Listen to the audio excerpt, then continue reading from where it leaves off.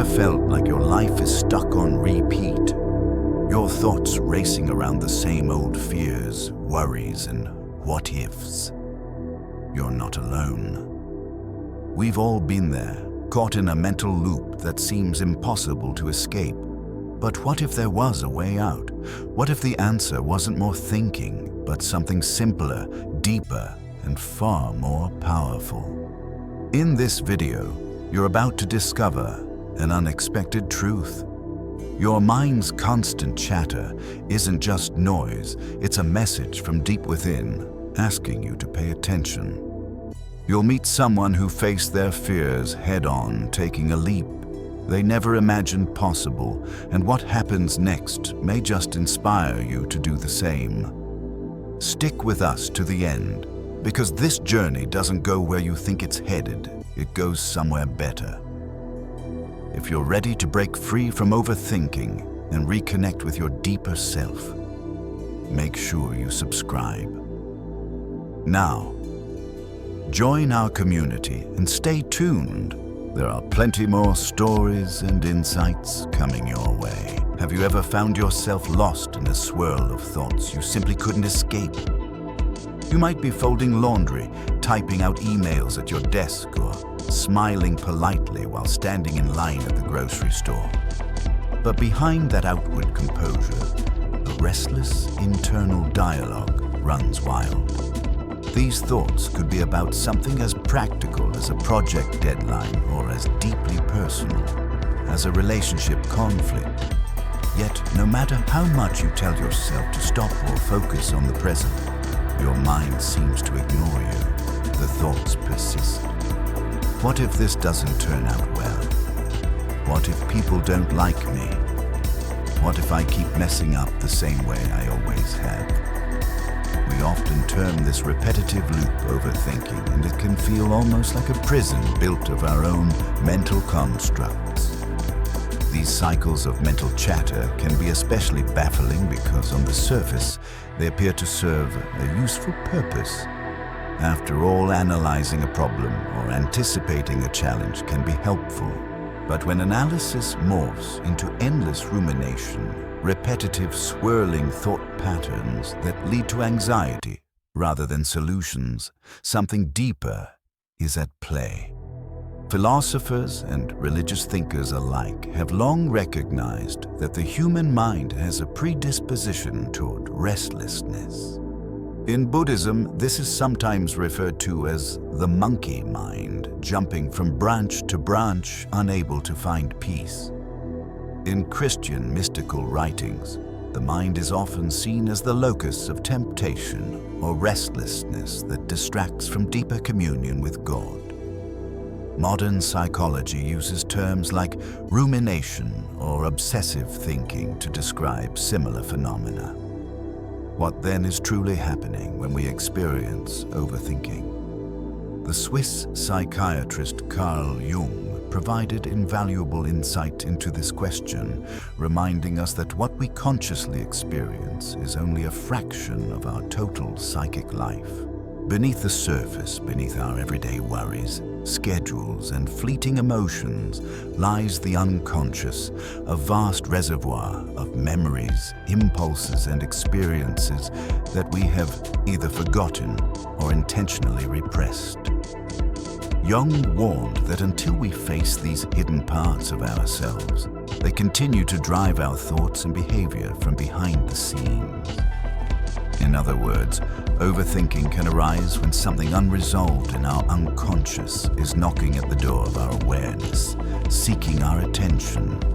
Yet instead of opening that door and greeting what's inside, whether it be old heartbreak, fear of rejection, or existential uncertainty, we often build mental barricades of incessant planning, predicting, and hypothesizing. We try to outthink the threat. We reason that if we simply dwell on it long enough, maybe it will lose its power, or at least reveal a perfect solution. Ironically, the more we feed the cycle with additional thoughts, the more entrenched it becomes. This is why you might notice that overthinking rarely leads to clarity. Instead, it tends to magnify doubts and amplify anxieties. We can feel stuck, half exhausted by our own mental noise and uncertain of how to step off the mental treadmill. So the puzzle is, why do we persist in this mental cycle? And more importantly, how can we break free? It's not that we are inherently weak or lacking in intelligence. Rather, we are often subconsciously trying to protect ourselves. Overthinking can masquerade as helpful problem solving, but in many cases, it's a means to dodge a deeper emotional truth that we find too threatening to confront. And that's precisely why a new approach is needed, one that doesn't just address the surface chatter, but engages the root cause beneath it. The restlessness of the mind is often entangled with a more profound emotion, fear. Think about it. When do you overthink most intensely? It's typically when there's a looming uncertainty, a possible rejection, or a perceived risk.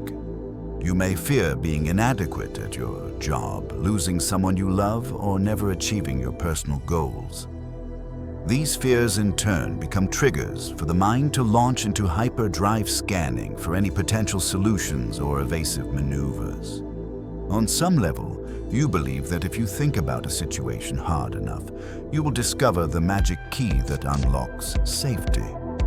But this seldom happens because overthinking focuses on the realm of what if rather than the tangible reality before you. Carl Jung once remarked that people will do just about anything to avoid truly encountering their own souls, even if those efforts seem counterintuitive or even absurd. Overthinking is a prime example. Instead of confronting the vulnerability, sadness, or uncertainty that lies beneath our mental chatter, we busy ourselves with never-ending analysis. In many religious traditions, avoidance of deeper truth is likened to spiritual ignorance or sin, an inability or unwillingness to let go of our illusions and face a more honest state of being. Regardless of one's spiritual beliefs, the parallel is clear. The mind's frenzy is a distraction from the raw feelings we harbor inside. Why does the mind spin in circles instead of settling down to a quiet acceptance or resolution? One reason is that it's frightening to let go of control. Fear of the unknown is a fundamental human experience, deeply woven into both our psychological makeup and philosophical inquiries about the nature of life. If we could simply solve each potential problem in advance, we think maybe we would never have to face hardship or pain. Yet life does not function that way. It remains inherently unpredictable. When faced with this reality, the ego, which thrives on the illusion of control, often resists by escalating mental chatter. Rather than relinquishing the attempt to manage every detail, it doubles down. This pattern also reflects a certain way of relating to ourselves. Overthinking can be understood as a strategy, a misguided one that aims to keep us safe. We might not consciously realize this, but the subconscious logic goes something like, if I can just plan for every possible outcome, I won't get hurt again like I did in the past. I'll be prepared. But the truth is that such absolute preparedness is impossible.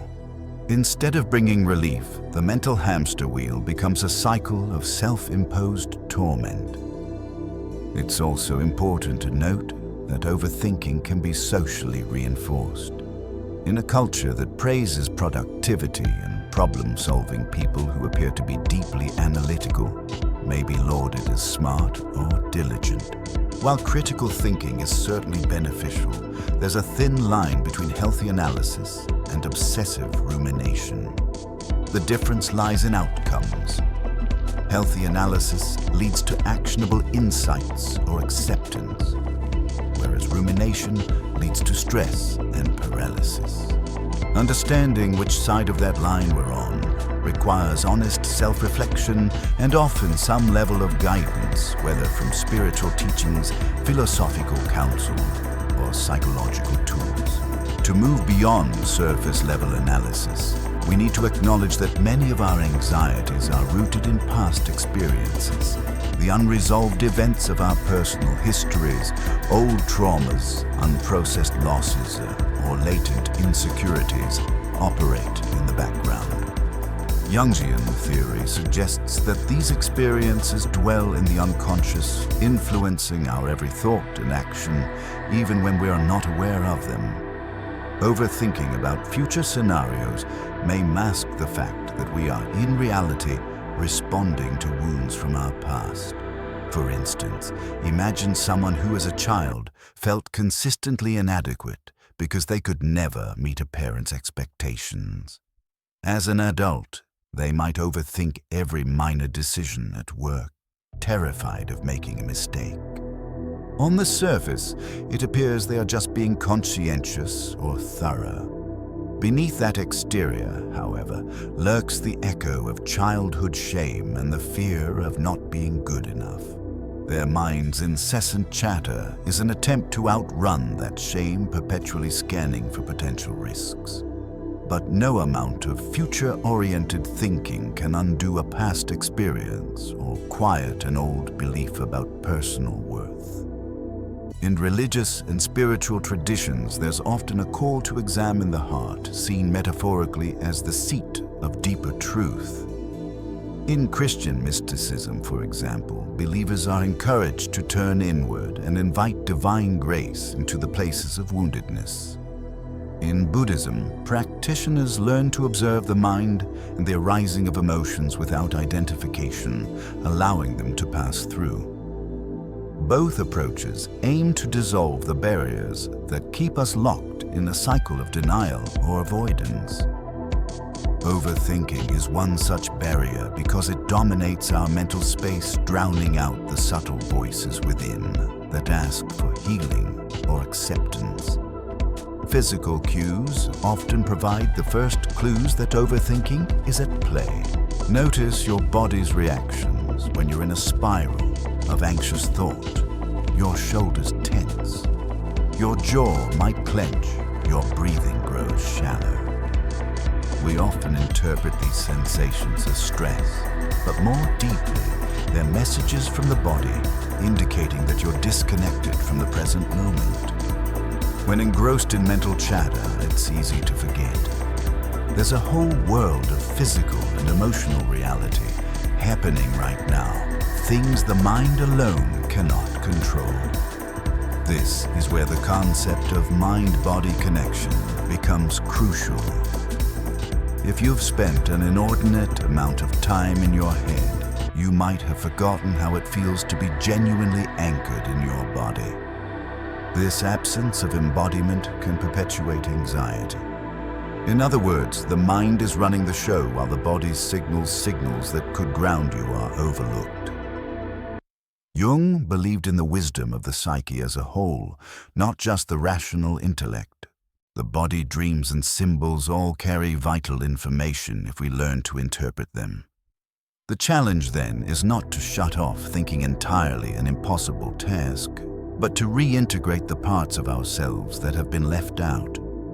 Rather than waging war against your mind, you might cultivate a welcoming stance toward what the mind is trying to protect.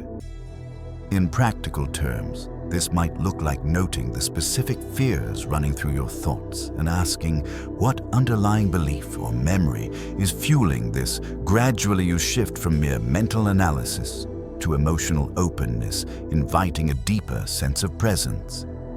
This presence can ultimately dissolve the frantic pace of the overthinking mind, revealing insights that are far more profound than any mental solution could provide.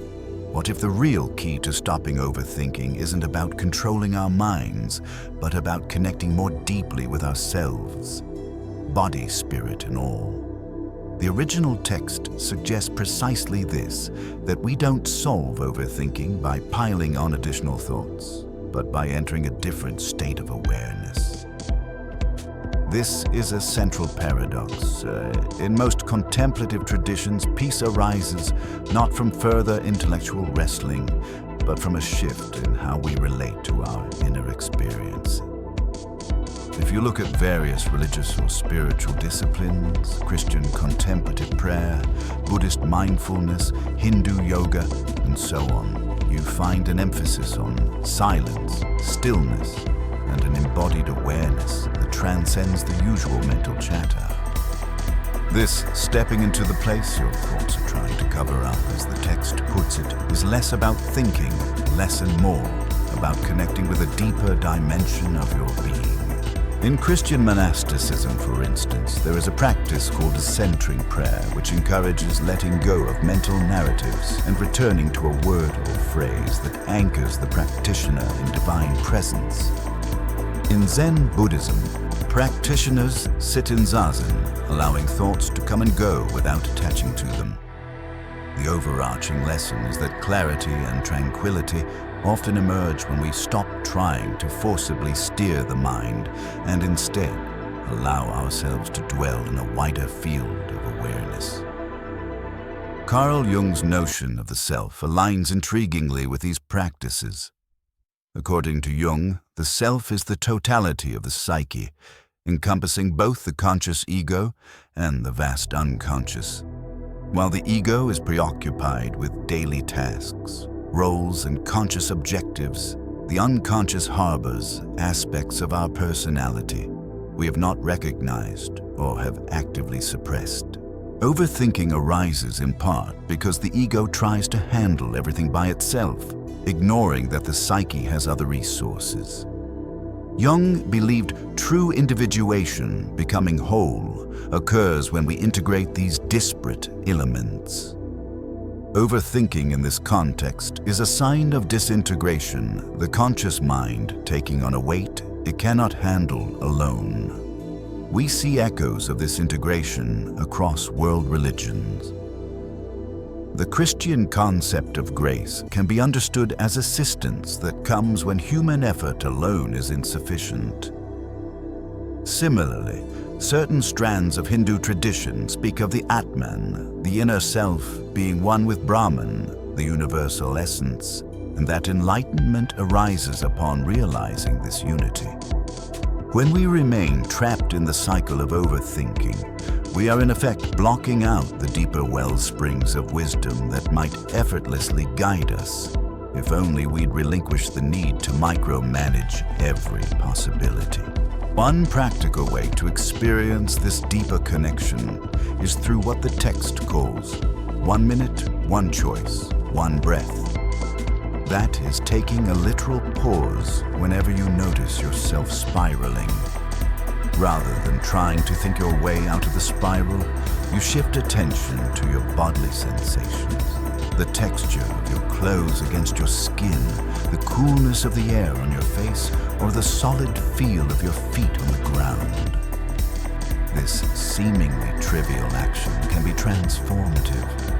It interrupts the frenetic mental current and offers you a tangible anchor in the present moment.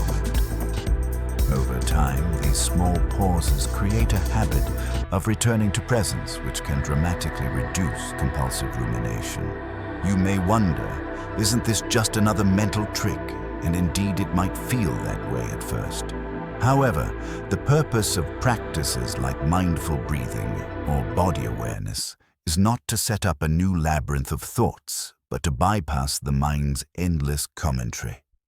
The emphasis is on experiencing rather than analyzing. It's about momentarily suspending the question, what should I be thinking right now, and instead asking, what do I feel, sense, or intuit in this very moment? This shift in focus can be subtly profound. Instead of running from fear or sadness, you learn to acknowledge it, to feel it without letting it dictate your every move. In many religious scriptures, there is an underlying message that true understanding is not solely the domain of the intellect. For example, the Bible speaks of a peace that surpasses all understanding, suggesting that genuine peace may not come from rationalization, but from spiritual alignment or grace. In Eastern traditions like Taoism, the notion of Wu Wei, often translated as effortless action or non-forcing points to an authentic way of living. that arises when we stop straining for control and allow natural flow. Overthinking, by contrast, is the epitome of forcing. It attempts to wrestle every scenario into submission through the mind alone. Carl Jung's observation that we don't become enlightened by imagining figures of light, but by making the darkness conscious, speaks directly to our tendency to avoid the raw emotional energies driving our overthinking. The mind's chatter is often an elaborate facade designed to prevent us from feeling something uncomfortable. But the act of consciously looking at that discomfort, naming it, allowing it, can actually diminish its power. When we discover that our dread of a particular emotion is worse than the emotion itself, the door to inner freedom opens. Overthinking then gradually recedes because it no longer has the same emotional fuel. Still, it's essential to grasp that this is an ongoing process, not a quick fix. The text states that once we realize we've been running, we can begin to see the spiral for what it really is. That doesn't necessarily mean the mind will immediately quiet down forever. But each time you notice your thoughts spinning, you have the opportunity to practice returning to a place of embodied awareness. This is how new neural pathways form in the brain through repetition. The more you catch yourself in overthinking and pivot toward presence, the more natural that pivot becomes. Some people worry that by relinquishing overthinking, they'll become careless or unprepared. Yet the truth is often the opposite. A calmer, more integrated mind can think and plan effectively when necessary, without succumbing to endless cycles of anxiety. You discover that meaningful thought is possible without the chronic tension. Plans can be made with clarity rather than panic. Indeed, many spiritual practitioners find that their capacity for constructive thinking actually improves once they learn to curb rumination. Rational thought becomes a tool that you pick up intentionally rather than a force that subjugates you. As we explore these ideas, we might also ask, what does overthinking reveal about the ego? The original text emphasizes that overthinking is not merely a cognitive glitch, but an ego-based strategy. The ego, as Jung explains, is that part of ourselves that identifies with our roles, our likes and dislikes, our successes and failures. It's the socially constructed self-image we present to the world. Far from being inherently evil, the ego serves a valuable purpose in helping us navigate daily life. However, when the ego becomes overly dominant, it can distort our perspective. One of its prime distortions is the illusion of absolute control. This is where vulnerability becomes relevant. The ego despises vulnerability because vulnerability suggests uncertainty, emotional exposure, and the risk of hurt. Overthinking is a convenient fortress in this regard. It creates a mental smokescreen that keeps genuine vulnerability at bay. Rather than let ourselves feel anxious or sad, we fill our mental space with endless permutations, convinced we are working on a solution. Yet in truth, we may simply be avoiding the nakedness of our deeper emotional life. If we consider religious teachings, many highlight a tension between what might be termed self-will and a higher or more authentic will. In Christian theology, for instance, there's the idea of "thy will be done," which fosters surrender to divine wisdom, as opposed to rigid self-determination. While not everyone subscribes to a theistic worldview, the underlying principle is that genuine humility and openness to something greater than one's own egoic plans can dissolve a lot of self-inflicted turmoil. Overthinking thrives when we believe we must handle everything alone and be in perpetual control. Jung's perspective aligns with many mystical traditions in asserting that the mask of the ego is not the sum total of who we are. We have depths that go beyond our conscious identity, and tapping into those depths often requires a certain amount of stillness and surrender. Overthinking blocks that path because it keeps us spinning in the realm of conscious deliberation. It's no coincidence that many spiritual practices emphasize not just quieting the mind, but also examining one's motives. Are we overthinking because we're genuinely solving a problem, or are we overthinking because we're terrified of what lurks beneath? Realizing this can be both liberating and intimidating. On one hand, we see that we don't have to be enslaved by the tyranny of thoughts. We can, in fact, step out of the hamster wheel. On the other hand, stepping out means facing the very vulnerability we've been hiding from. This is where a supportive framework, be it therapy, spiritual direction, or a trusted community, can be invaluable. Navigating uncharted emotional terrain can feel daunting, and having guidance or companionship often makes the journey more manageable. Ultimately, the ego's fortress of thoughts might feel secure, but it also isolates us. Genuine connection to ourselves and to others requires letting down our defenses. Overthinking, ironically, is one of the defenses we cling to most tenaciously because it masquerades as intelligence or diligence. But when we become conscious of this dynamic, we can choose a different path, one that prioritizes authenticity over mental loops. In closing part one, let's reflect on what we've established so far. Overthinking is far more than just a nuisance or a bad habit. It's a multifaceted strategy employed by the ego and fueled by underlying fears. This cycle can consume us because it promises false security. If I think enough, I can avoid the pain of the unknown or the unresolved. Yet as Carl Jung, many religious traditions and countless psychological studies inform us, running from emotional truths does not set us free. Rather, it deepens our internal conflict and prolongs our anxiety. We've also considered how overthinking ties into past traumas or unmet emotional needs, revealing that many of our frantic thoughts are not about what might happen, but about what already happened and remained unresolved. By shining a light on this connection, we see that healing overthinking is not as simple as commanding the mind to be quiet. Instead, it involves engaging the deeper layers of our psyche, whether that means facing old wounds, challenging distorted beliefs, or risking vulnerability in the present moment.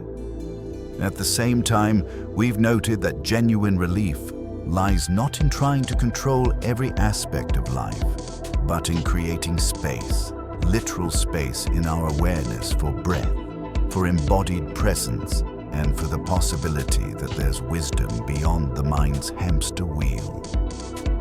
Different spiritual and philosophical traditions have long advocated stepping into a more expansive state of being, one in which the mind is a tool rather than a tyrant. The mention of 1 minute one, choice, one breath is a reminder that significant change often starts with very small, deliberate shifts in attention. Looking forward, the path to transforming overthinking involves bridging the gap between our conscious intentions and our unconscious wounds. Such transformation doesn't happen overnight, but each act of self-awareness can open the door to deeper healing. Part 2 of this series will delve into how we can begin to break the cycle, practically using a minute-by-minute approach to interrupt anxious thought patterns and to connect with something more grounded. We'll explore why Carl Jung placed so much emphasis on the unconscious and how we can apply his insights along with wisdom from diverse spiritual traditions to gradually reclaim our minds from incessant rumination. For now, consider how overthinking operates in your own life. Notice the triggers, the bodily sensations, the specific fears that arise. Recognizing them is the first step in loosening their hold. Remember that you are not broken or flawed simply because your mind races. It's a universal human dilemma. The key is learning to respond differently, learning to welcome your deeper emotional truth rather than avoiding it. By the end of this entire exploration, you'll have a more comprehensive toolkit for understanding what overthinking is, why it happens, and how to navigate it in a healthier, more spiritually and psychologically integrated manner. Welcome to Part 2. Where we pivot from understanding overthinking in a broad sense to applying practical methods that can shift our experience on a daily basis. The original text points to an essential principle: merely trying to stop overthinking by brute force doesn't work. Instead, we need to widen our perspective and tap into resources beyond the analytical mind. This may include bodily awareness, spiritual insight, or simple grounding exercises that tie us back to the present moment. The reason these approaches work is that they circumvent the cyclical nature of thought-driven anxiety. Imagine you're lost in a busy city without a map, frantically trying to find your way. Overthinking is like running down every street in a panic, certain you'll stumble upon the right path by sheer effort. Grounded awareness and mindful practices, however, are akin to stepping into a quiet cafe, sitting down and calmly looking at a map or asking for directions. By taking that moment of pause, you allow clarity to emerge. This is essentially what the text suggests when it highlights the importance of pausing for a single minute, focusing on the breath, bodily sensations, or a deliberate act of stillness. Carl Jung's insight into the unconscious plays a pivotal role here. If overthinking is driven by unconscious fears or unresolved emotional material, then any purely mental solution remains incomplete. The unconscious doesn't speak the language of logic alone. It communicates through symbols, emotions, bodily reactions, and dreams. Therefore, the practice of feeling our breath and noticing our body's sensations is not just a relaxation technique. It's a way to listen to the unconscious on its own terms. The body, after all, is a direct conduit to feelings that predate our conscious thoughts. In many religious contexts, there's an emphasis on the sanctity of the present moment. Consider the Christian notion that sufficient unto the day is the evil thereof, urging believers not to get lost in tomorrow's concerns. Buddhism, too, underscores the present moment as the only real space we ever inhabit, advocating mindfulness as the way to experience reality with compassion and clarity. Both perspectives converge on the idea that obsessing over the past or future causes suffering, while genuine peace arises when we rest our awareness in the here and now. So, how do we actually harness this principle in our daily routines? It could be as simple as integrating tiny pauses into your schedule. Before opening your email in the morning, you might close your eyes for 10 seconds and tune into your breathing. When you feel your mind spiral in the middle of a busy day, you might push your chair back from your desk and take a few deep breaths, mentally scanning your body from head to toe. Or perhaps you take a brief walk outside, intentionally noticing the details around you, the way sunlight hits the sidewalk, the sound of leaves rustling. These small acts of mindful presence can disrupt the cycle of rumination more effectively than hours of fruitless mental deliberation. Ultimately, the goal is to train your mind and, by extension, your entire psyche, to recognize that peace is available outside the boundaries of overanalysis. By stepping out of the mental circus and into embodied presence, you start to realize that not every worry requires a detailed plan or solution. Sometimes the best solution is to feel and allow, trusting that you're capable of handling life's complexities without losing yourself in a torrent of thought let's delve deeper into the 1-minute technique the text alludes to. On the surface, it seems almost too simple to be effective. Yet the power lies in the fact that 1 minute is universally accessible. Nearly everyone can find 60 seconds to pause, regardless of how busy they are. During that minute, the focus is not on solving or thinking, but on sensing. You redirect your attention from your mental chatter to your immediate physical reality. How do your feet feel on the floor? Can you sense your heartbeat? Is your breathing shallow or deep? Are your shoulders tight? This shift accomplishes two things. First, it breaks the chain of mental dominoes that perpetuates overthinking. Each thought in the chain triggers the next, leading to an exponential growth of worry or rumination. By purposefully stepping out of that chain, even briefly, you disrupt the momentum. Second, it trains your psyche to trust embodied awareness over frantic mental processing.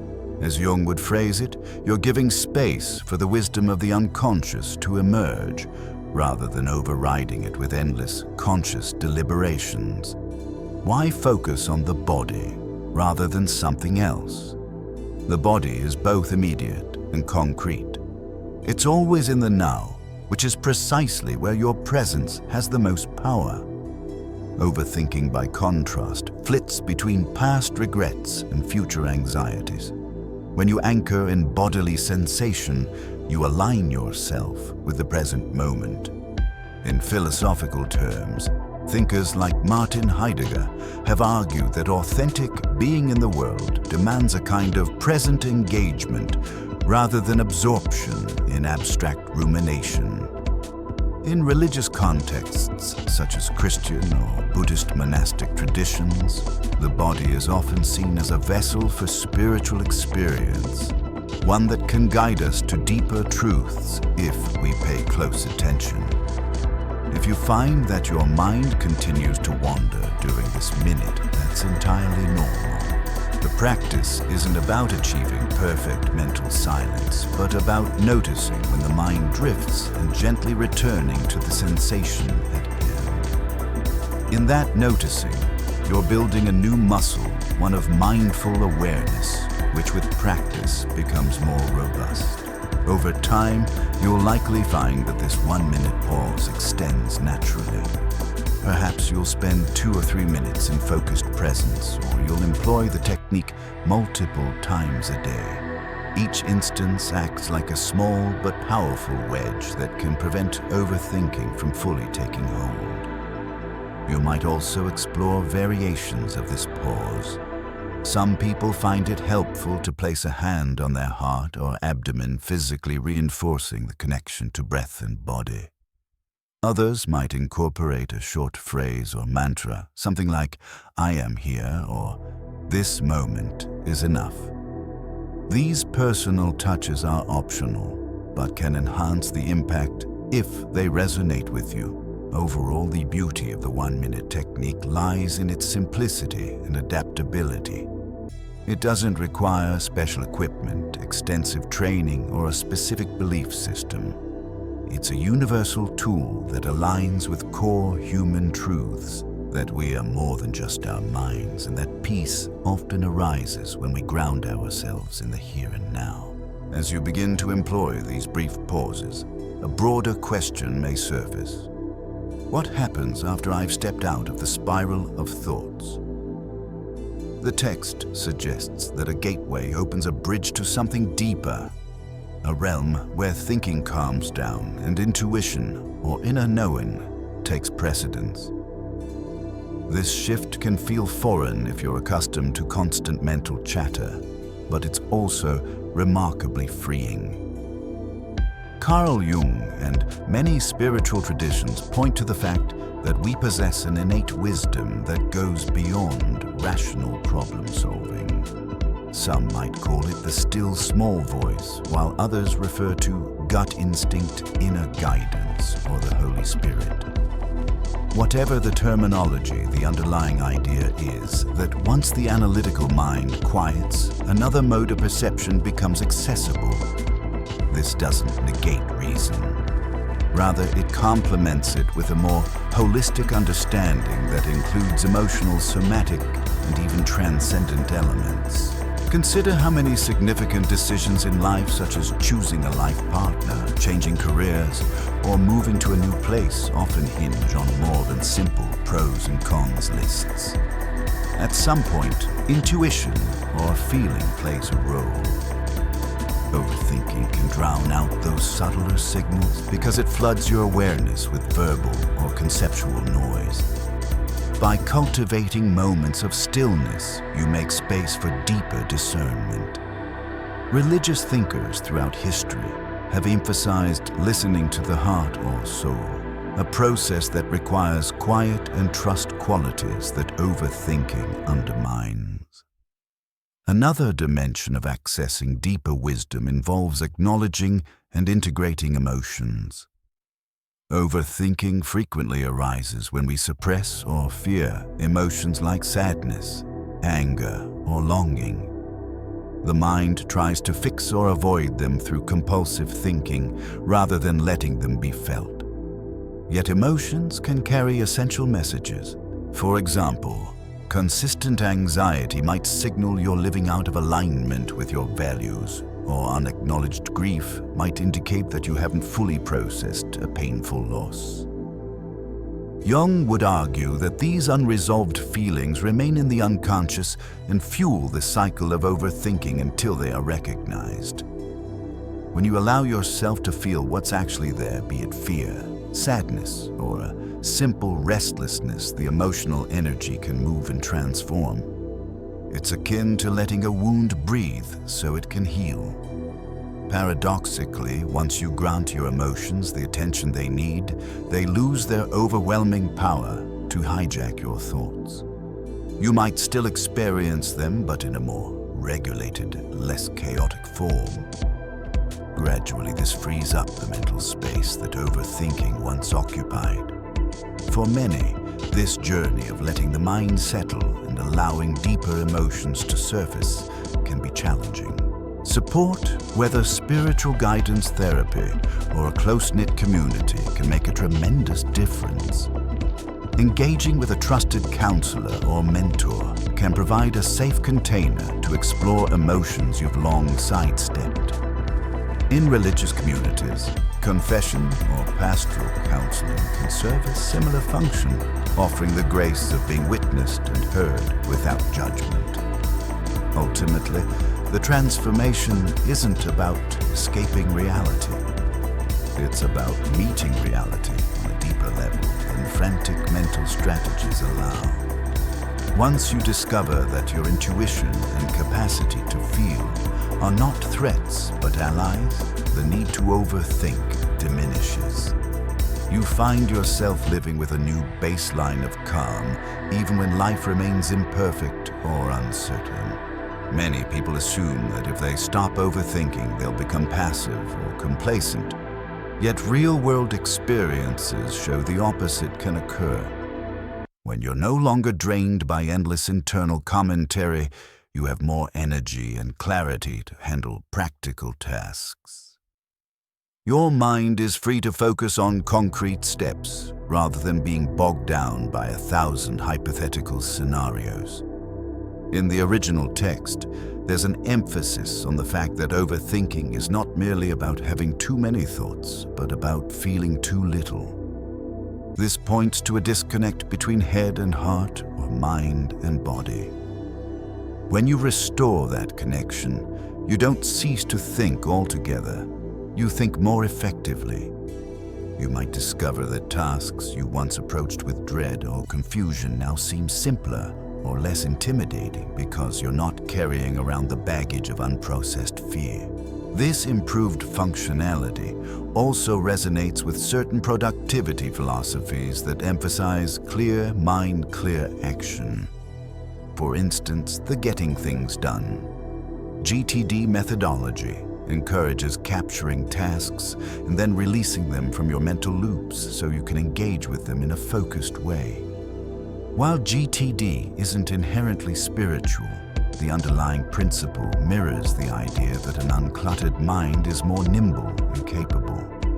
When you're stuck in overthinking, your mind is anything but uncluttered. Moreover, real clarity about what you want, be it in relationships, career, or personal growth, tends to arise when you're not locked in mental warfare.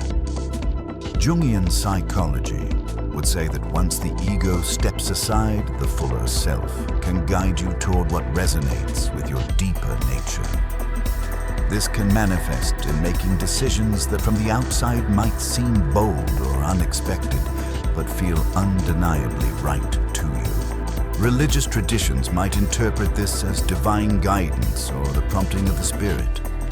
Philosophers might frame it as living authentically in accordance with your true self. Regardless of the lens, the theme is consistent. Removing the static of overthinking allows a clear transmission of genuine intention. Another aspect to consider is the ripple effect on interpersonal relationships. Overthinking can cause you to second-guess every social interaction, worry about others' judgments, or rehash conversations ad nauseum. Once you cultivate a calmer internal state, you become less reactive and more genuinely present with others. This presence fosters deeper connections because people sense when you're authentically engaged rather than preoccupied by your own mental hurricane. In religious communities, this might be seen as practicing loving presence or charity, while in secular terms it's often called empathetic listening or mindfulness in relationships. Nonetheless, it's important to remember that the shift away from overthinking is not instantaneous. Old habits die hard, and the mind can easily fall back into its old grooves during stressful times. Therefore, consistency in practice and gentle perseverance are key. Every time you find yourself caught in another spiral, you can choose again to step out of it, perhaps with a single breath, a 1-minute pause, or a short prayer. Over time, these choices accumulate, laying new neural pathways and forging a mental environment where overthinking is no longer the default. We should also address the deeper psychological work implied by making the unconscious conscious. According to Jung, this process, often referred to as individuation, involves integrating the shadow. Those parts of ourselves we've disowned because they seemed unacceptable or too painful. Overthinking often arises when the shadow is knocking at the door, trying to deliver a message we don't want to hear. That message might involve unresolved guilt, shame, anger, or grief. It could also involve hidden strengths or desires we've sidelined due to fear or cultural conditioning. In practical terms, integrating the shadow can happen through various channels. Psychotherapy, for instance, offers a structured setting to explore these hidden dimensions of the self. Dream analysis, a method Jung popularized, allows us to interpret the symbols and narratives that arise from our unconscious while we sleep. Art therapy or journaling can similarly open windows into emotions or memories that the rational mind avoids. From a religious standpoint, practices like confession-guided spiritual retreats or certain forms of contemplative prayer can serve a similar function. The key is creating a safe space, external or internal, where these suppressed elements can emerge without immediate judgment. Why does this matter for overthinking? Because often, the endless cycle of thoughts is fueled by something we're not acknowledging within ourselves. For example, if you have a deep-seated fear of being alone, you might overthink every step of a new relationship, analyzing every text message or facial expression. But no amount of mental checking will relieve that core fear. Only facing and understanding it will. Once you acknowledge I have a real terror of abandonment because of past experiences, you can begin to heal that wound directly. Over time, the mind feels less compelled to create mental smoke screens. It's worth underscoring that confronting the shadow doesn't mean drowning in negativity or becoming mired in self-criticism.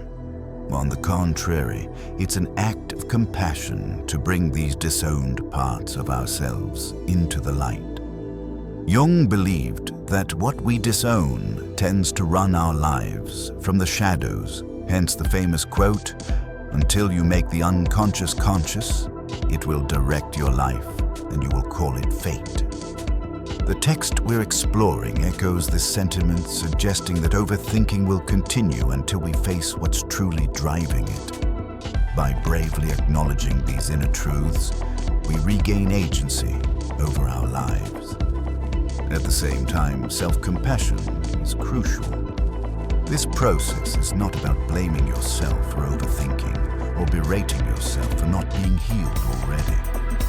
Every step you take toward understanding your deeper layers is a step toward wholeness. If spirituality resonates with you, prayer or meditative reflection can infuse this journey with a sense of grace, knowing that something greater than your own ego is supporting you. If philosophy or psychology is your gateway, you might find comfort in the idea that countless thinkers have walked this path, mapping out theories and practices to support transformation. So when you find yourself in the grip of another mental spiral, pause and consider, is there an emotion or memory I'm resisting? If you sense that something deeper is clamoring for attention, perhaps try journaling or meditating on that feeling. Give it form, give it a name, and see what insights emerge. This kind of intentional exploration can loosen the chains of overthinking far more effectively than scolding yourself to just stop. Let's zoom out and consider the broader cultural backdrop in which overthinking flourishes. We live in an era of constant information, bombardment, social media updates, news cycles, and work notifications pounce on us from every direction. The result can be a collective mindset of perpetual vigilance where we feel compelled to be prepared for any eventuality. Overthinking in this context becomes normalized or even valued. People might label you as detail-oriented or thorough, when in fact you're trapped in a cycle of anxious rumination. Philosophically, we can trace some of this to modernity's focus on rationalism and control. Since the Enlightenment, Western thought has elevated the rational mind to a near supreme status. While this has led to technological and scientific advancements, it also has a shadow side, an over-reliance on intellect at the expense of other forms of knowing. Religious or spiritual perspectives that emphasize mystery and surrender have become less central in many societies, leaving a gap where overthinking can easily settle in. After all, if you believe that everything can and should be understood through intellect alone, you're more likely to spin your mental wheels trying to solve existential questions that defy purely rational solutions. In religious contexts, there's often a protective structure of rituals and communal support that can mitigate overthinking. For instance, a daily prayer or meditation can serve as a built-in pause, preventing the mind from running off track. Regular communal gatherings like church services, sanghas, or spiritual study groups remind participants of broader perspectives that transcend individual worries. Without such communal anchors, individuals may struggle to find the balance between intellectual thought and spiritual rest. Overthinking then becomes a default coping mechanism for life's uncertainties. This cultural dimension also highlights the importance of cultivating environments, both external and internal, that support stillness. Internally, we practice techniques like the 1-minute pause or extended meditation sessions.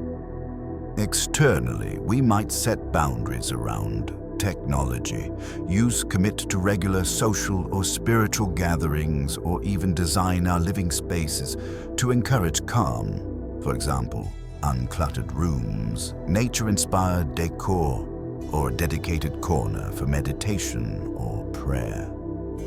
While these might seem like small lifestyle tweaks, they can collectively form a robust container that discourages the mental chaos overthinking creates. It's also enlightening to see how other cultures or historical periods have approached mental and emotional balance. Ancient monastic communities, whether Christian, Buddhist, or otherwise, placed a premium on simplicity, silence, and repeated rituals that ground participants in a sense of unhurried presence. Modern individuals can learn from these examples, adapting principles of simplicity, silence, and ritual to a contemporary context. While not everyone can or should become a monk, the underlying wisdom remains relevant. If your daily rhythm is a frenetic sprint from dawn to dusk, your mind will struggle to find the quiet it needs. All of this is to say that transforming overthinking isn't solely an individual undertaking.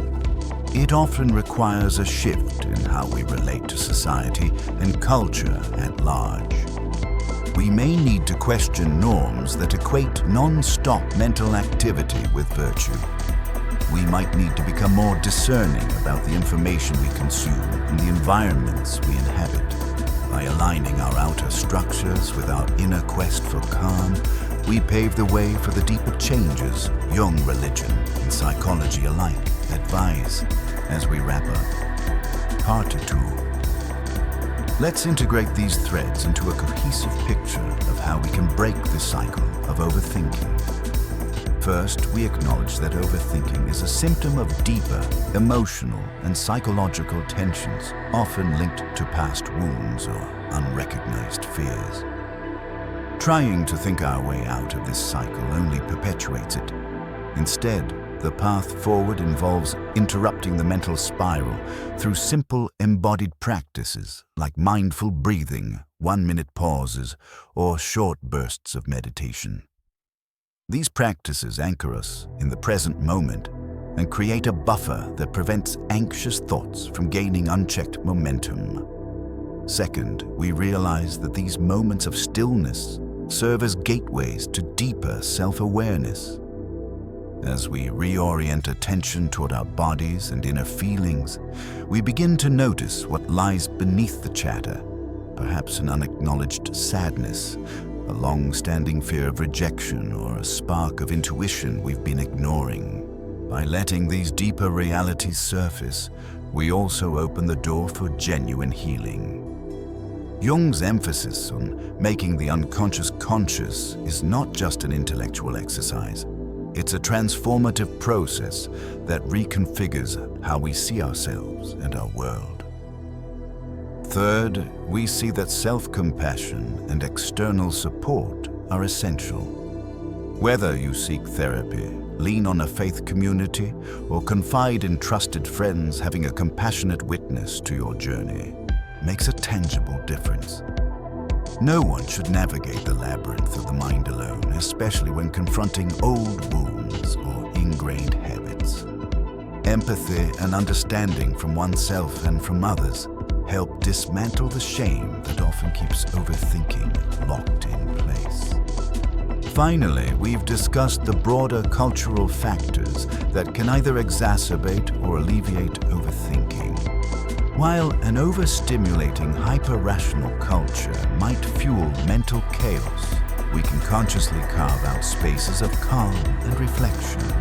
We can limit our exposure to digital noise, choose social settings that nourish rather than deplete us, and introduce elements of simplicity into our daily routines. Over time, these incremental changes bolster the newfound internal equilibrium, making it easier to sustain a more peaceful and present mode of living. Part 3 will delve into how we can make this reorientation not just a series of sporadic practices, but an enduring baseline, a way of life, as the text describes. We'll explore how clarity and stillness become self-reinforcing once a new foundation is laid. and we'll consider the possibility that overthinking might even transform from a curse into a teacher, a messenger, guiding us toward deeper wholeness. If there's one message to carry with you right now, it's that the shift out of overthinking is possible, and that it begins with small, deliberate acts of presence. These moments accumulate, change neural pathways, and set the stage for more profound inner transformation. Welcome to part 3 of our journey into understanding and transforming overthinking. By now, you've seen how deeply ingrained the habit of incessant mental chatter can be, and you've also glimpsed a roadmap for moving beyond it. As we move into this concluding section, our focus turns to anchoring the insights we've gained into a stable, long-lasting way of being. Let's recall a fundamental point. Real stillness is not about eliminating thoughts altogether. It's about no longer being enslaved by them. The original text references a state in which thinking fades and intuition speaks a subtle shift in which the mind, rather than being the master, becomes a valued servant to a deeper awareness. In many religious traditions, this is akin to a moment of grace where one's own effort merges with something more profound, be it divine love, inner wisdom, or the collective unconscious. Philosophers might describe it as living authentically in the face of life's inherent uncertainties. The question then is how to make this state not just a fleeting glimpse, but the new normal. Carl Jung's concept of individuation suggests that once we realize we've been identifying too strongly with our ego and its concerns, we begin to seek alignment with the greater self. In day-to-day life that translates into noticing when we slip back into overthinking and gently returning to a more embodied, open stance. Over time, these repeated returns create a rewiring of both mind and body, enabling us to dwell in a calmer, clearer baseline more consistently. One key to sustaining this is to view each recurrence of overthinking as an opportunity rather than a failure. Instead of thinking, "Oh no, I'm spiraling again. I must not be making any progress," we can respond with curiosity. What's triggering me right now? And what deeper truth might this be pointing me toward? In so doing, overthinking transforms from a crippling pattern into a teacher. Each spiral highlights the vulnerabilities, fears, or unacknowledged emotions still residing within us, and each provides a chance to integrate those pieces of the psyche. Religious teachings often talk about trials as pathways to greater faith or understanding, and psychologically we can see these moments as catalysts for self-discovery. We also need to maintain practices that keep us grounded, whether it's daily meditation, prayer journaling, or conscious movement like yoga or qigong. A regular routine acts like a lighthouse. Even if storms of anxiety arise, we know we can return to these practices to find our bearings. These practices need not be lengthy or complicated. What matters is that they are done consistently and with genuine intent. If you're spiritually inclined, you might incorporate rituals or ceremonies that connect you with a sense of the sacred. If you lean toward the philosophical or psychological, you could develop personal check-ins and mindfulness exercises tailored to your lifestyle.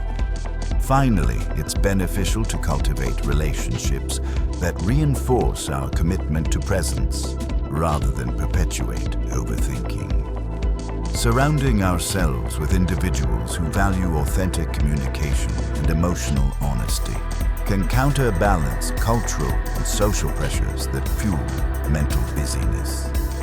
In some faith communities, this is provided by fellowship groups or spiritual mentors. In secular contexts, it might be close friends who share an interest in emotional well-being and self-growth. In either case, the common thread is mutual support, and the recognition that collective wisdom often arises when people come together with open hearts. Another potent tool for solidifying a new baseline is the conscious reframing of life's challenges. Often overthinking intensifies during hardships when we lose a job, face a medical crisis, or experience relational turmoil. In these moments, the mind rushes in to fill the gap, concocting endless scenarios to preempt disaster or rationalize blame. Yet, as the text suggests, it's precisely during adversity that we have the most significant opportunities to deepen our practice. If you can pause in the midst of turmoil and ground yourself in the present moment, you discover that even the harshest realities are more approachable than your exaggerated fears might have you believe. In many religious narratives, there's a motif of trials leading to transformation. Biblical figures like Job, for instance, endure great suffering, but eventually reach a deeper understanding of faith and resilience. In Buddhism, suffering is viewed as the impetus for seeking enlightenment, spurring practitioners to awaken from ignorance. Jung would see these trials as external manifestations that force us to confront internal aspects of ourselves, elements we might otherwise never address. Overthinking often ramps up when we sense that a difficult situation is about to reveal something uncomfortable about who we are. But if we greet the difficulty with an attitude of curiosity and self-compassion, we move closer to the resolution we truly need. At a practical level, this reframing means applying the same 1-minute or mindful breath techniques, not just in everyday stress, but in moments of acute crisis. When chaos erupts, give yourself a brief pause, one breath, one moment to feel your body's reaction. Instead of immediately launching into a flurry of problem-solving or self-critique, anchor yourself. Ask what emotion is dominant right now. Is it anger, fear, sadness, or something else? By naming it, you step out of pure reactivity and into conscious awareness. This small pivot can drastically reduce the intensity of overthinking, preventing it from spiraling into an uncontrollable mental storm. Of course, practical problem-solving remains essential for real-life challenges. Yet you'll likely find that solutions come more organically once you've exited the tunnel vision of anxious rumination. You might realize that your meltdown over a job interview is less about the interview itself and more about an old fear of inadequacy that traces back to childhood. That insight can prompt you to address the root fear, perhaps through journaling therapy or heartfelt conversation, rather than obsessively rehearsing interview responses. In religious contexts, you might pray for guidance not just to succeed at the task at hand, but to understand the emotional or spiritual lesson embedded in the challenge. In essence, reframing adversity as a teacher changes our orientation from defense to discovery. Instead of bracing ourselves for the worst, we open ourselves to the possibility that hardship can catalyze growth. Overthinking, which thrives on worst-case scenarios, loosens its grip because it no longer has the element of unacknowledged fear to exploit. The more we practice this in real-life situations, the more stable our new baseline becomes. Eventually, calm presence and thoughtful responsiveness start to feel second nature, outshining the old habit of mental overdrive. As you become more adept at halting the overthinking spiral and engaging with deeper emotional truths, you may notice subtle yet profound changes in your everyday life. Tasks that once seemed burdensome may feel lighter because you're no longer carrying the weight of perpetual dread or self-doubt. Relationships can improve dramatically too. Without a relentless stream of second-guessing in your mind, you become a better listener, more open to genuine dialogue, and less prone to reading hidden criticisms into others' words. Spiritual and philosophical teachings suggest that such changes are evidence of moving from a reactive mode of living to a responsive one. In a reactive mode, every event, big or small, triggers a cascade of anxious thoughts, each fighting for dominance in your psyche. You might find yourself snapping at loved ones or making rash decisions simply because your mental bandwidth is overloaded by internal noise. In a responsive mode, however, you have enough internal space to consider what's really happening both around you and within you before choosing a course of action. This space fosters wisdom, empathy, and a more authentic expression of yourself. Over time, this internal shift can evolve into what the text refers to as a new baseline of clarity. Jung's term, individuation, encapsulates a similar idea that you're becoming more whole, allowing conscious and unconscious elements of your psyche to cooperate rather than conflict. Religiously, you might call this process sanctification or spiritual maturity, indicating a closer alignment with the divine or with ultimate truth. Regardless of terminology, the experience is one of growing coherence in your life. Your values, actions, and deeper feelings start to align, making it less likely that overthinking will run unchecked. This is not to say you'll never slip back into worry or mental chatter. Life remains complex, and challenges will continue to arise. The point is that you'll have the tools and the inner stability to catch yourself earlier and recover faster. A thought spiral that once consumed days of your mental and emotional energy might now last only a few hours or minutes. You'll also become more attuned to early warning signs like a sudden spike in muscle tension or a familiar loop of negative self-talk and can apply the grounding techniques before the spiral gains momentum. As your internal landscape becomes less chaotic, you may feel drawn to larger questions of purpose or meaning. Freed from the tyranny of overthinking about daily minutiae, you can direct your mental and emotional resources toward self-discovery and making a positive impact.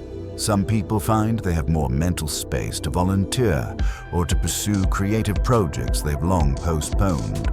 Others sense a call to deepen their spiritual practice or explore philosophical inquiries that once felt too daunting. In all these cases, the core idea is the same: less mental energy wasted on rumination leaves more room for genuine engagement with life. Ultimately, this shift marks a transformation in how you relate to yourself and the world. Overthinking thrives on a perceived gap between you and your experiences, an attempt to mentally manage or control them. When that gap diminishes, you're able to meet life with a more unified presence. Rather than flailing in the waves of every thought and emotion, you become like a seasoned sailor who knows how to navigate changing winds without losing sight of the horizon. A significant part of maintaining this new baseline is ongoing self-inquiry.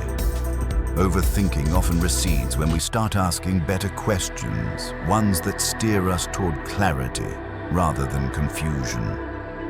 Instead of, "How can I guarantee this will work out perfectly?" you might ask, "What am I truly feeling and why?" or "What lesson might this discomfort be offering?" These questions direct our attention to the heart of the matter, instead of letting it scatter among endless contingencies. In many religious or spiritual frameworks, self-inquiry is integral to devotion or practice. For instance, Saint Ignatius of Loyola developed the exam, a daily review, where one reflects on moments of consolation and desolation, essentially noticing when one felt connected or disconnected from deeper values or divine presence. In Buddhism, practitioners use mindfulness to continuously observe where their minds wander, and then gently bring focus back to the breath or the present moment. While each tradition offers its unique style, the common element is cultivated awareness and intentional habit of looking within. Philosophically, existentialists like Jean-Paul Sartre or Martin Heidegger highlight the importance of authenticity in the face of life's inherent uncertainties. They argue that many of our anxieties stem from avoiding the responsibility of truly defining ourselves and our choices. Overthinking can thus be seen as a strategy to escape existential angst, as if relentless mental movement could shield us from the weight of freedom and the inevitability of eventual death. When you become comfortable with the notion that some things are beyond rational explanation, or control, overthinking loses its prime fuel, the illusion that perfect knowledge or planning can eliminate life's inherent risk. On a more personal note, self-inquiry can help you detect recurring themes in your overthinking. Maybe you chronically worry about finances, relationships, or health, even when external circumstances are relatively stable. That pattern might signal a deeper fear, such as a belief you're unworthy of security or love. Once you see the repeating motif, you can address it directly, whether through journaling therapy, prayer, or a combination of these tools.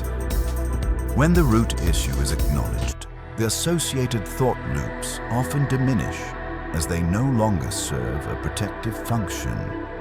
It's also important to celebrate progress along the way.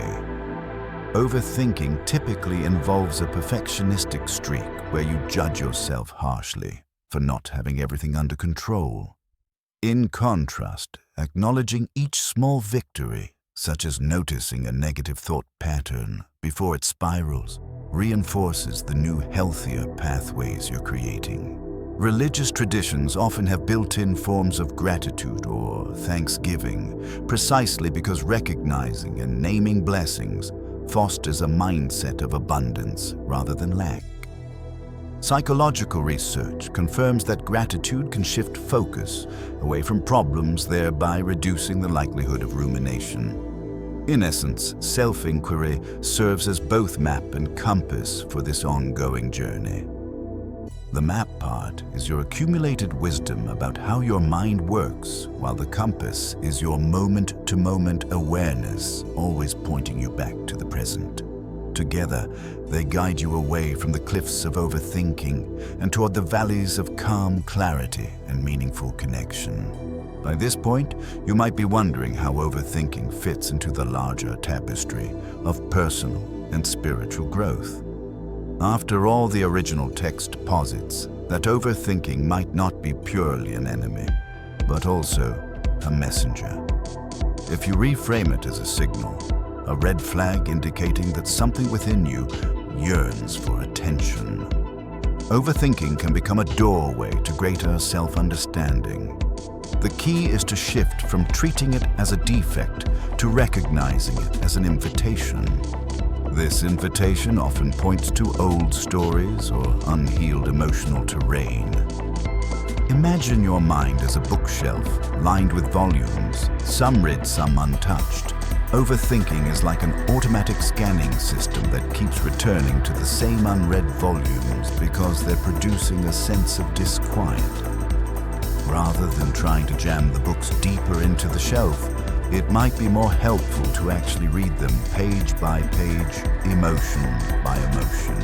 This metaphor aligns well with Jungian shadow work, where confronting disowned aspects of the self is seen as necessary for wholeness. It also resonates with many religious teachings about confession, repentance, or surrendering unaddressed issues to a higher power. When approached with an open heart, overthinking episodes become less shameful and more illuminating. Suppose you catch yourself mentally replaying a hurtful comment from a friend. Instead of fixating on the comment itself, you can ask, why does this particular remark gnaw at me so deeply? What does it say about my insecurities or my hunger for approval? The moment you identify that underlying dynamic, you move closer to resolution. You might realize you've always felt overshadowed by siblings, leading you to be overly sensitive to criticism. Suddenly, the The swirl of thoughts reveals a deeper narrative, and you have the chance to address it maybe through journaling conversation or reflection in prayer or meditation. Religious and mystical traditions might describe this as a process of purification or sanctification where old wounds and habitual patterns are brought to light so they can be cleansed or redeemed. From a purely psychological viewpoint, it's about integration and self-acceptance, acknowledging that every piece of your history forms a part of your psychological landscape. In both cases, the final outcome is similar. You emerge more whole, more at peace, and less prone to anxious spirals. It's also worthwhile to note that not all overthinking arises from trauma or deep-seated fears. Sometimes it's a byproduct of overcommitment, poor time management, or an environment that bombards you with too many choices. In such cases, practical steps like simplifying your schedule, reducing digital noise, or learning to delegate tasks can dramatically reduce mental clutter. But even then, the impetus to overcommit might trace back to a desire to please others or to prove your worth. Hence, the deeper inquiry often remains valid. Ultimately, recognizing overthinking as both symptom and signal allows you to harness its energy in a constructive way. You learn to say, "Oh, here it is again. My mind is spinning. Let me pause and see what needs my attention right now." This stance of compassionate curiosity transforms what once felt like a mental prison into a catalyst for genuine growth. As our exploration nears its end, it's vital to remember that transforming overthinking is an ongoing journey rather than a finite goal. People sometimes seek a magic bullet, a single insight technique, or prayer that permanently liberates them from mental restlessness. While moments of profound breakthrough can happen, sustained change usually involves repeated practice and incremental shifts over time. It's a bit like learning a musical instrument. At first, every note requires focus, but eventually playing becomes more fluid. The same holds true for the instrument of your attention. In many spiritual lineages, the notion of lifelong practice is explicit. Monks, nuns, and dedicated lay practitioners devote years, even entire lifetimes, to deepening their sense of presence and union with the divine or ultimate reality. Psychological traditions encourage ongoing self-reflection and new coping strategies as life evolves.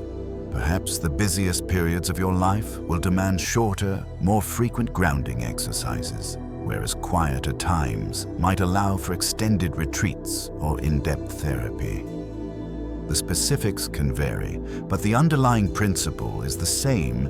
Keep tending to your inner garden, and it will continue to flourish. One practical step is to set realistic expectations.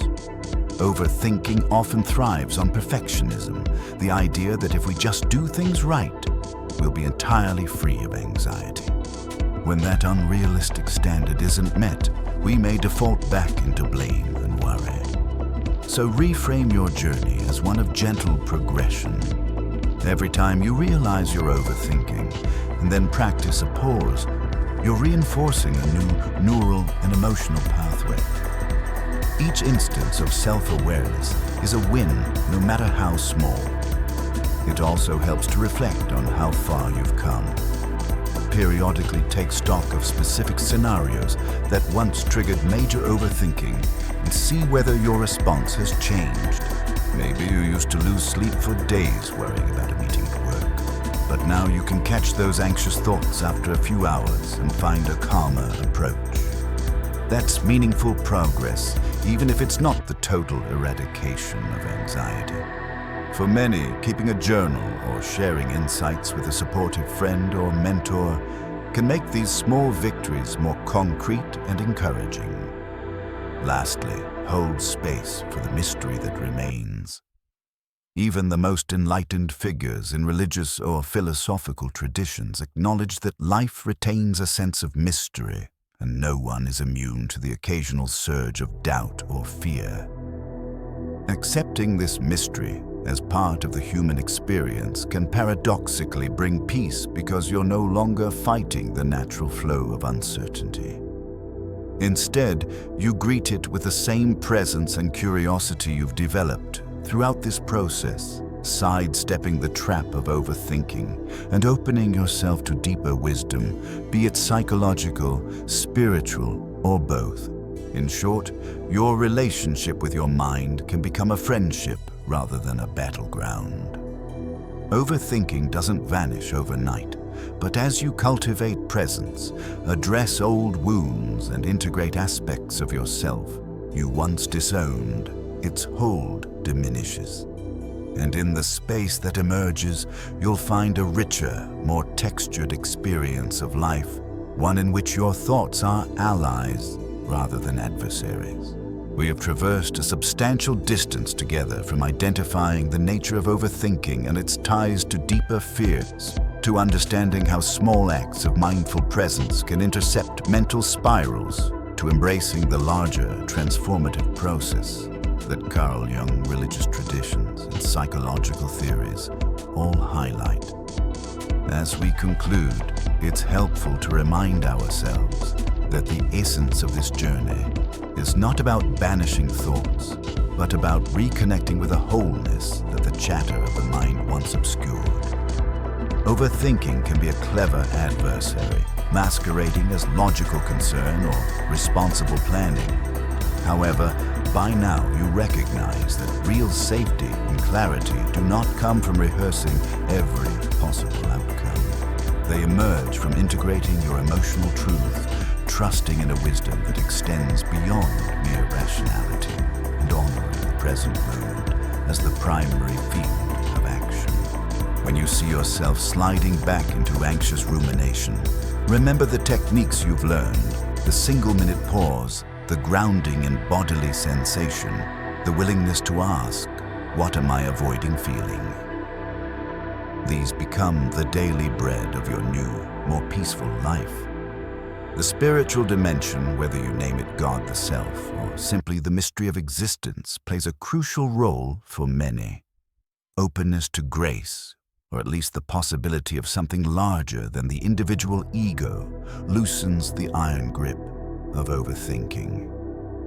Philosophically, you might conceive of this as acknowledging the inherent unpredictability of life, which invites humility. Once we accept that not everything is within our control, the compulsion to manage life purely through mental strategies diminishes. We begin to operate from a deeper sense of trust, a quiet confidence that we can meet what arises with resilience and creativity. If you practice a specific religion, integrating these principles into your worship can be profoundly enriching. You could include brief, silent meditations in your prayer routine, or spend a moment physically feeling your breath before reading scripture. If you identify more as spiritual but not religious or secular, the same principles apply. Moments of silence, mindfulness, and an acknowledgement of a deeper, often non-rational intelligence within can become part of your daily regimen. What matters is consistency and sincerity, not adhering to any particular label or dogma.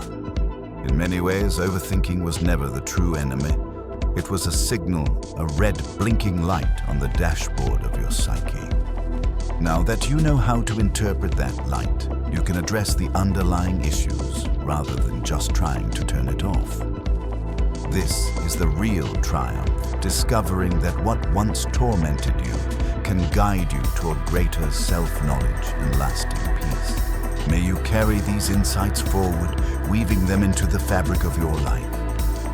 Recall that every overthinking episode is another chance to pause, breathe, and reconnect, to choose curiosity over panic and presence over fantasy. Gradually, the mind storms subside, revealing a clearer sky, a place where your true nature can shine without the distortion of incessant worry. This is the homecoming. The original text described a return to yourself in all your depth and dignity, no longer held captive by the relentless surge of untamed thoughts. Looking back, it's clear this story isn't simply about overcoming worry or quieting a busy mind. It's about reclaiming your peace, one courageous moment at a time. You've seen how facing fears and embracing vulnerability can turn life's toughest moments into powerful opportunities for growth. This isn't about perfection. It's about recognizing that even your struggles can guide you towards something better, something deeper within yourself. I genuinely hope you found inspiration and encouragement here, enough to begin transforming your own relationship with your thoughts and feelings. But now, I'd love to hear from you. What resonated most? Have you faced similar crossroads in your life? Let's talk about it. Share your experiences and insights in the comments below.